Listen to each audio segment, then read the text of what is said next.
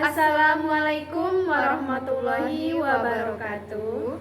Kembali lagi dengan podcast kewirausahaan yang selalu hadir menemani kalian. Sebelumnya aku dan teman aku akan menyapa kalian dulu nih. Halo guys. Buat pendengar podcast dimanapun kalian berada, pada podcast kali ini kami akan membahas bagaimana sih merintis usaha saat menjadi mahasiswa. Langsung saja yuk kita jelasin.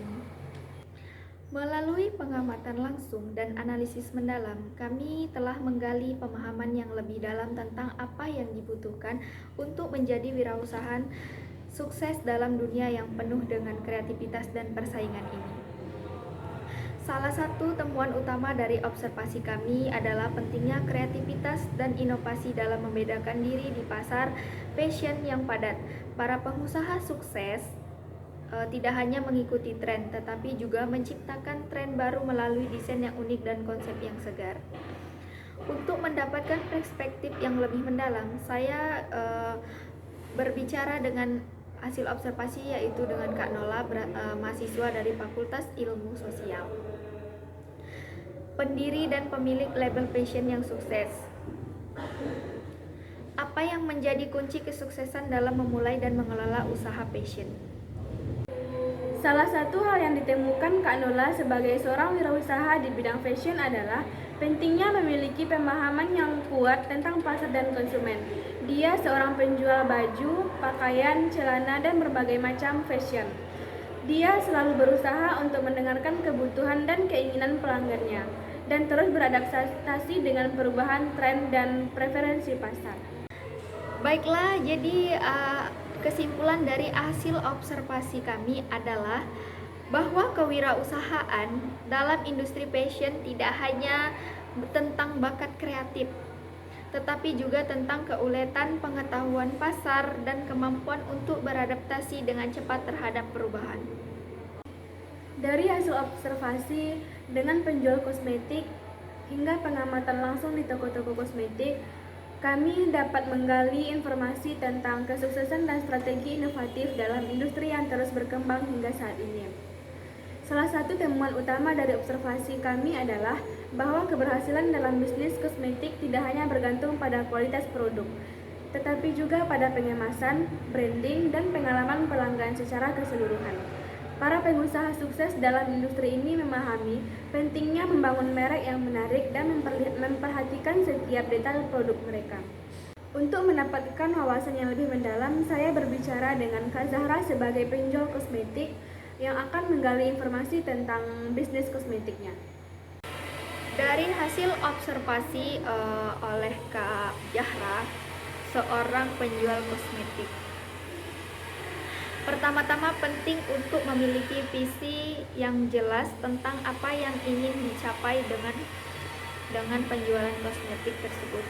Selain itu, memahami pasar dan tren yang sedang berlangsung serta berinovasi secara terus-menerus juga krusial dalam industri yang sangat kompetitif ini.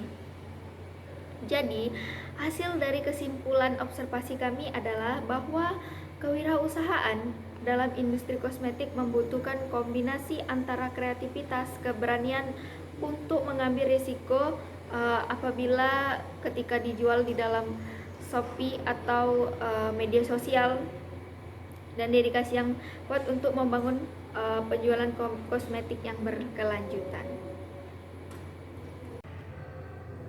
Dari pedesaan hingga perkotaan, keripik singkong telah menjadi cemilan favorit banyak orang. Melalui observasi yang kami lakukan, dapat dianalisis langsung secara mendalam, kami telah mengungkapkan rahasia kesuksesan dan tantangan yang dihadapi oleh para pengusaha dalam industri ini. Salah satu temuan utama dari observasi yang telah kami lakukan adalah bahwa inovasi dalam rasa, kemasan, dan strategi pemasaran merupakan kunci utama dengan memenangkan pasar keripik singkong yang semakin kompetitif. Para pengusaha sukses dalam industri ini tidak hanya menawarkan produk berkualitas, tetapi juga mampu menciptakan diferensiasi yang kuat dari pesaing mereka.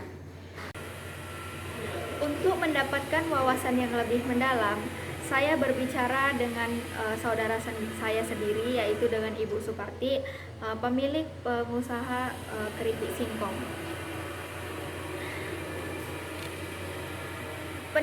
Kunci kesuksesan adalah memahami pasar lokal, memilih bahan baku yang berkualitas, dan selalu berinovasi yang menciptakan rasa yang unik dan menarik bagi konsumen.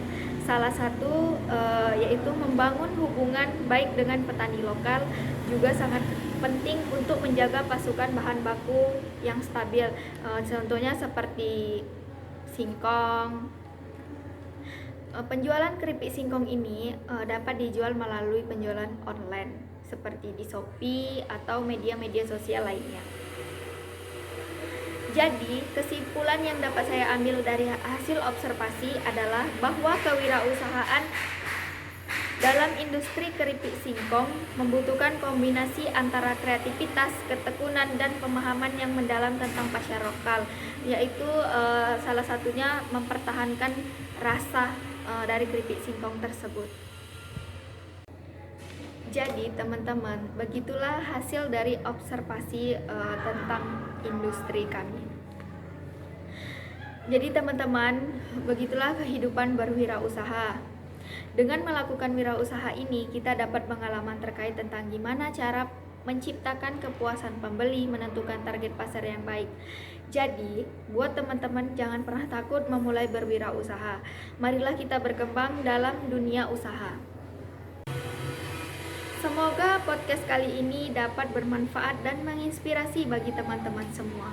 Mohon pamit undur diri, saya Kiki Aryani Dan saya Elsie Afifah. Sampai jumpa di podcast kewirausahaan selanjutnya. Wassalamualaikum warahmatullahi wabarakatuh.